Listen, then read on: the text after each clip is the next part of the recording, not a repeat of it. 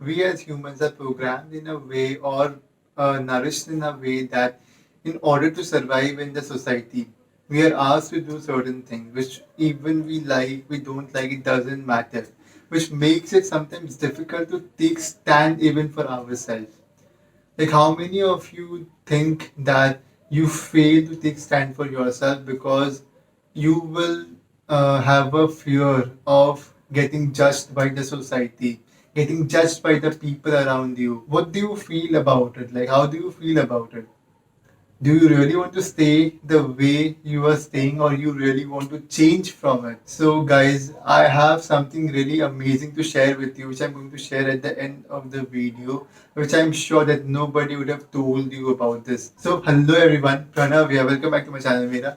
Namaste आप सभी को. How are you guys doing today? I'm doing fantastic as always. So today I'm going to talk about this book, The Subtle Art of Not Giving a Fuck by Mark Manson. So without wasting any time, let's get started with the video. So before I talk about the book, let me talk about the man himself. Mr. Mark Manson is a self-help author and a blogger. His book has been sold over 13 million copies across globe, and in New York, he has been in the top list for more than 30 weeks. And out of the three books which he wrote, two of them are New York best-selling books. He started his career as a blogger in 2011, and he was the first person to achieve and be part of monetization in 2015, and then many people followed. He has a strong ideology and a philosophy of life. Like, we are all wrong in every sphere of life. Some people are less wrong in some places, and some people are more wrong in some places. Keeping this ideology in mind, he writes this amazing book, The Subtle Art of Not Giving a Fuck. So let's deep dive in the book and see what is in store for you guys. This book is all about the conventional self-help advice and asks us to visualize about success and think of the type of person we want to be. Mr. Mark does it in a very counterintuitive way. He, in a matter of few pages, destroys all the self-proclaimed and self-help gurus and got us to one simple point: our life is what we do of it. The desire for more positive experiences itself a negative experience, and paradoxically, the acceptance of all the negative experience is the beginning of positive experiences. By referring to Alan Watts' backward law, Mark wants to make a point that why, even after putting in so much effort on our self development, we don't achieve the desired results. And also, he helps us understand why and how the real people who are successful, what they really do, they are successful because they constantly keep on improving them on their constant errors which they make. He also understands the errands of choosing struggles and problems which we need to focus on, because what happens is during our daily chores there are a lot of problems and things which goes in front of us and runs through our mind. If we focus on all the problems, all the things which are coming to us, then it drains our energy and we fail to focus on important problems which are really important at that point of time.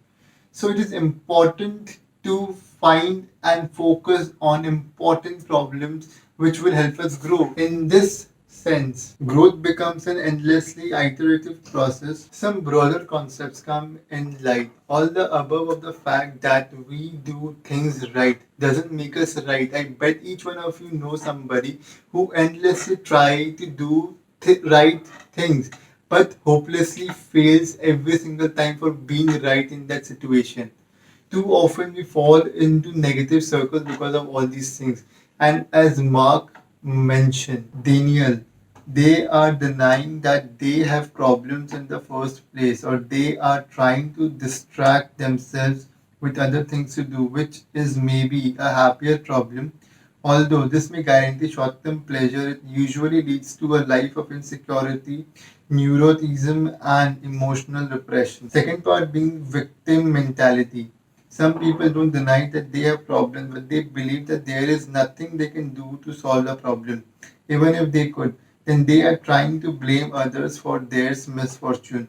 This also makes them feel better in the short term, but it leads to a life of anger, helplessness, and despair. These are the two things which outlines by the author itself. And like when I read those these things, I was like, wow.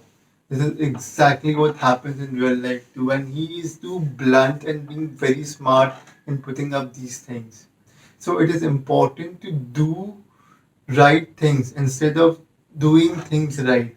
There is a very big difference between these two, and Mark mentions in a beautiful manner. Among all, the most important part that made me reflect on was where it talks about motivation and its relationship with action.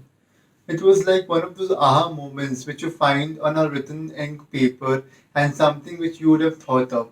That in order to achieve something, you need to start doing it now. So the best thing which I wanted to share right now is like it's crazy that how we suppress our feelings and dreams in order to fit in the society.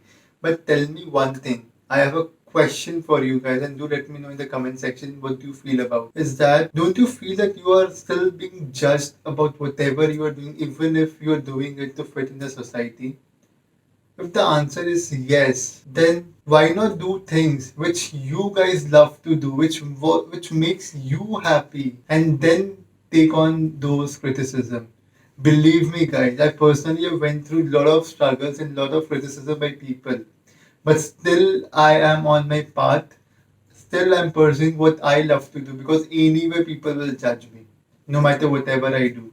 So, I encourage you guys to take a stand for yourself. Go and pursue your dreams, pursue your passion, and go on a path and fly so high that when people see you, they will be like, wow. So, a simple message from the book that the key to an amazing life is not giving a about many things, but giving a about few things, focusing on them and amplify them, which will make you grow and make you the better person. Because the best way to live a fulfilling life is to find the life of purpose. Love doing what you want to do. That's how you can live a fulfilling life. I'm sure that you guys might be pumped up right now and wanted to know that from where you guys can get your paperback. So what I'll do is I'll put in the link in the description but from where you guys can grab a paperback and also support my channel. Thank you so much guys for watching my video and tuning in today. I hope that I was able to add value. If you guys feel that I was able to add value, then do like this video, share it with your friends and family, and do let me know in the comment section what is your decision after watching this video. And I'll see you next week again with a series which I'm going to complete the Shiva trilogy. So stay tuned for that.